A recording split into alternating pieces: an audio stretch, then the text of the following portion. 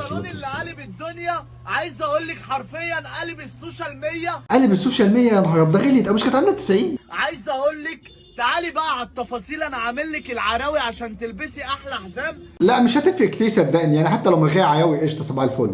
جايبهولك يا باشا من 32 ل 48. ميزك هو ده في منه مقاسات؟ يعني بتعتمد على ايه بقى المقاسات دي؟ يعني حد فاهم يفهمنا يعني. طب ده بيتلبس تحته ستريشت ولا يعني ده بيتلبس تحته ايه؟ بطريقه جامده قوي بكميات في ليدي بيلا. بنقول لك البنطلون ده هتلاقيه عندنا باقل سعر في الدنيا. البنطلون ده عندنا بكام يا باشا؟ قسما بالله بنقول لك ب 500 جنيه. وعهد الله ما ادفع فيها 4 جنيه. ده البنطلون مش كامل. يالا انت مديني كاميرا تبيعهولي؟ الكلام على وجع قلبي يا جماعه، بسم الله ما شاء الله. بقول لك ايه، انزل لي كده على الكاتنج يا ابني. انزل فين يا اسطى؟ انزل فين؟ انا نازل طالع مش شايف اي حاجه. انا شايف في قطعه. ده حزام ده ولا ده ايه ده؟ انزل لي على حرفيا كل حاجه قمر فيه.